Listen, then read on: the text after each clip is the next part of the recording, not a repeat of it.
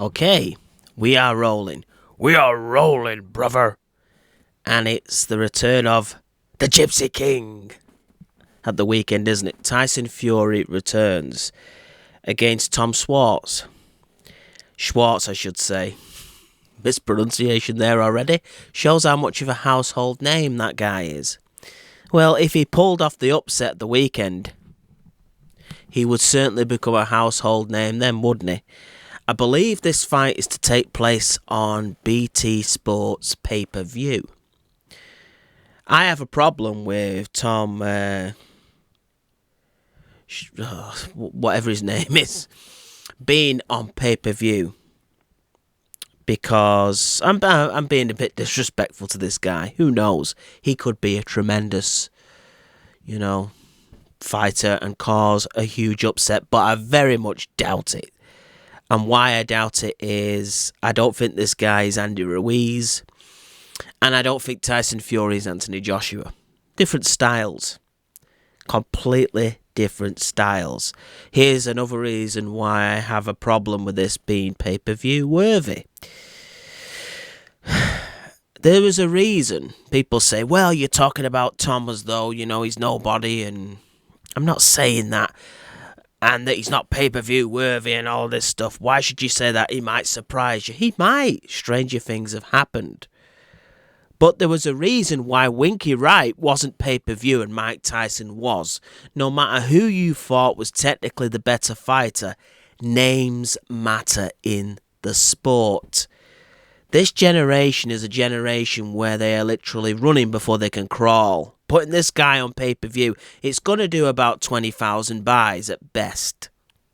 It is. It's not going to do great numbers. It'll be an embarrassment in terms of buys. To come from literally fighting Deontay Wilder, which did decent numbers in both US and British pay-per-view, to try and sell this fight, what did it do? Something like 300,000 pay-per-view buys for Tyson Fury and Deontay Wilder. So off two of the biggest names in heavyweight boxing sell only 300,000 between them. That's apparently enough to sell pay-per-views against unknown opponents, is it? You would literally think that Tyson Fury sold Floyd Mayweather-like numbers against Deontay Wilder.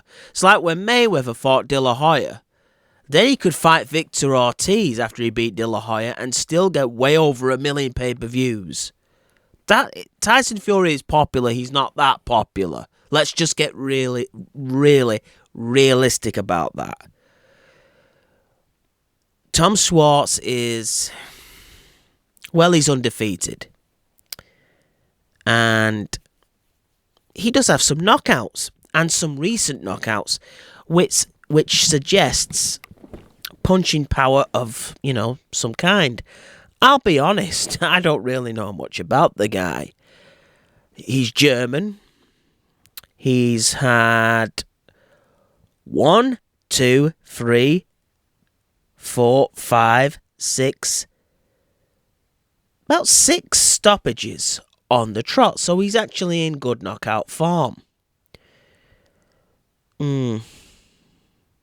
Not sure, though, that this is against the greatest of oppositions, to be honest with you. Now, it is what it is.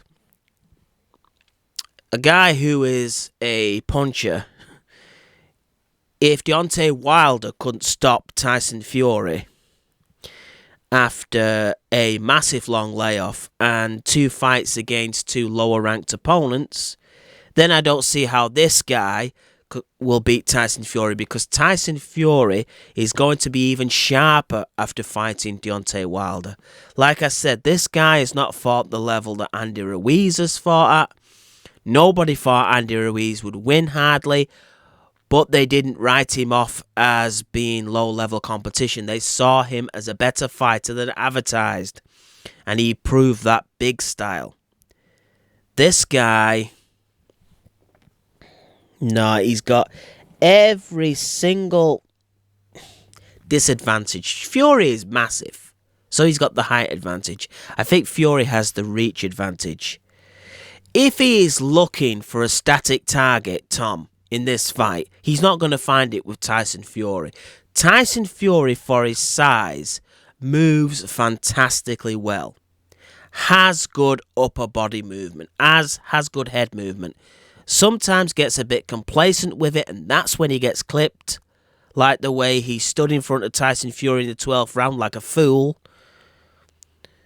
Or I should say, when Tyson Fury stood his ground, sort of squared his shoulders up to Deontay Wilder doing all that wiggly stuff. Next minute he was on the canvas. That was just lunacy from him. You know, Deontay Wilder is not Vladimir Klitschko. And I think Tyson Fury threw that fight away doing that stupid stuff. And I still think Tyson Fury won that fight on points. But it gave the judges the excuses to level the score. Had he not done that, I think personally it was a bit of ring rust, a bit of fatigue, and lack of practice. But he still should not have been there. He should have done what he was doing most of the fight. But he was so overconfident that he'd won that fight that he kind of gives shots away there that he didn't need to.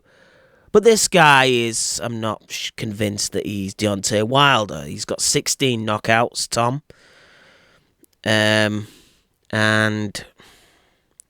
he's the shorter guy, as I said. He's facing a ring IQ. If Tyson Fury stays concentrated, as I said, the head movement is good, the upper body movement is good. The way he slips shots, the way he takes power off shots as he's, avoiding them, is far better than Anthony Joshua. It is. Joshua can't do that stuff. So for Tom thinking, I'm going to do what Andy Ruiz did, good luck with that. Fury has better defense. It's only leaky when Fury lets it, which he did against Deontay Wilder. But he probably won't next time against Deontay Wilder. Deontay Wilder is going to have to earn his shots in the rematch. And Fury is fitter at this point. Right? Fury learned a lesson against Wilder. He's not going to let, I don't think, Tom upset the apple cart.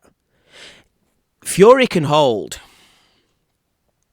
He has very smart winning and survival instincts. If he's buzzed, he can hold.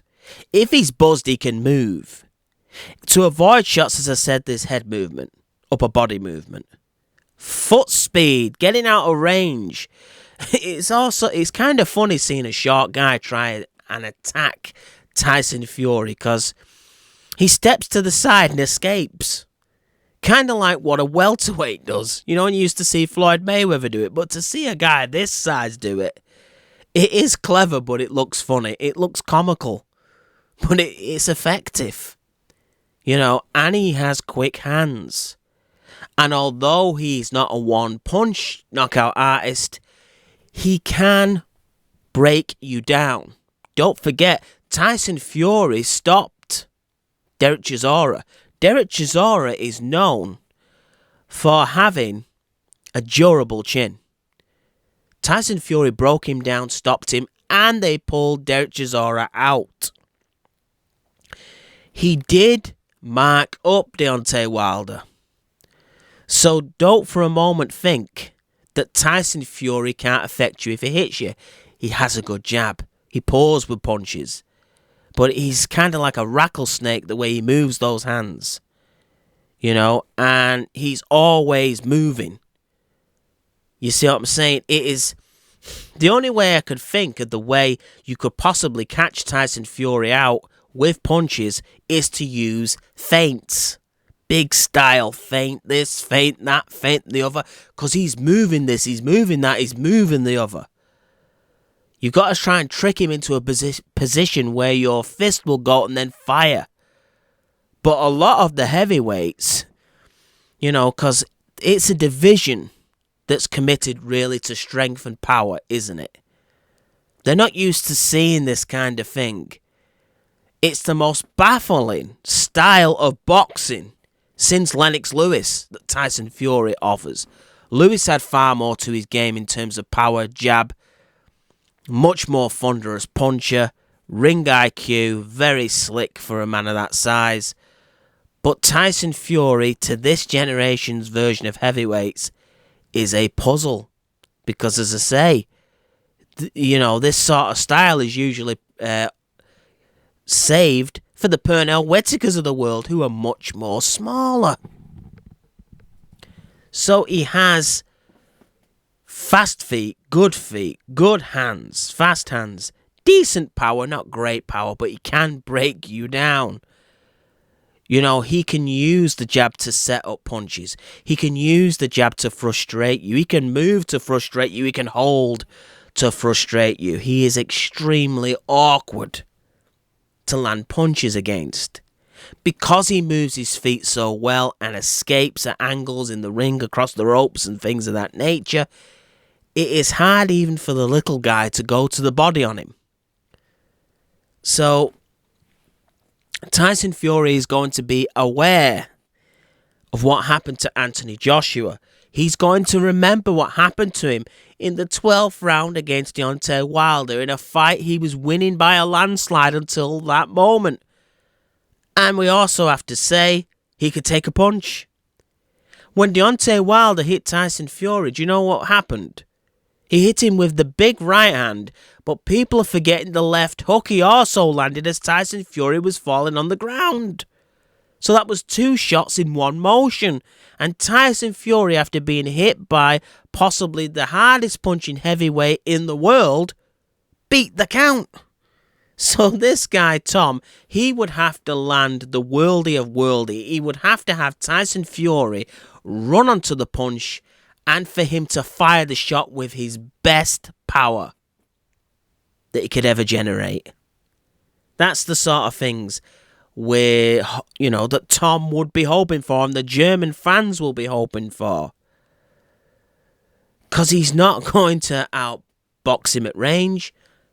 He's not going to outbox him at all, in my opinion. Tyson Fury, I think, breaks this guy down. I don't think it's going to be a 1-round KO or anything like that. But I think Tyson Fury breaks him down. He does it slowly, around 8 rounds. There or thereabouts. Because he's going to be, again, sharper than he was in his first 2 fights back. Deontay Wilder did him a favour in giving him such a competitive... Well, it become competitive because of the knockdowns. But that would have toughened Fury up. Fury is looking in better shape as well. And he's not the sort that looks like an Anthony Joshua, a Greek god. But he is looking healthier within himself. His mindset is in a better place. All of these things say to me that Tyson Fury will come out victorious at the weekend. Like I say, when you've got a power puncher who has very robotic head movement and static upper body movement, upsets against them kind of fighters tend to happen much more often than pure boxers. Because pure boxers, they won't take the same chances and their defences are not as leaky. And it's a game of chess with them, and let's see who can place the best chess pieces, who can land the best shots, and they're not always come from the point of being power punches. A jab to Tyson Fury is as good as any punch in the game. If a punch, even though it's a jab and it may not hurt his opponent, if it can win him a round, if it can be the shot that sets up another one, if it can confuse the opponent so Tyson Fury can make a move, that's good for Tyson Fury. Anthony Joshua and Deontay Wilder don't think like that. They're far more vulnerable to the upset than Tyson Fury. Because while they're there to punch, they're also there to be hit. Even the massive upsets that Vladimir Klitschko suffered to Corey Sanders and Brewster years ago. You forget, Vladimir Klitschko was very stiff up top. Very stiff. He was like an ironing board at that point. And even when he was holding his opponent, he was kind of pushing his opponent to the side, holding him down, but his head and chin was in the air so they could throw uppercuts. So he was vulnerable at that stage to the upset. Tyson Fury is not like that. He's supple, I should say. Real supple in his movement. You know, like a dancer, you know, a smooth movement to him. It would take the sort of punches where he is bouncing, say from the ropes or wherever, and you land at a certain point. Again, time to perfection like Hasim Rahman's punch against Lennox Lewis and Oliver McCall, because that's the only way you beat such slicksters like this. You can't expect them to fall for the same mistake over and over again because their style does not do that. Their style does not allow it. Joshua, when he's winning, does the same thing. When he's losing, does the same thing. Do you see what I'm saying? He is static when he is annihilating you, and he is static at times upper body-wise when he is being annihilated. He doesn't go from being the destroyer who gets dropped to then getting up and doing brilliant back foot boxing and slipping shots with head movement. That's not his game. But Tyson Fury does. He's a good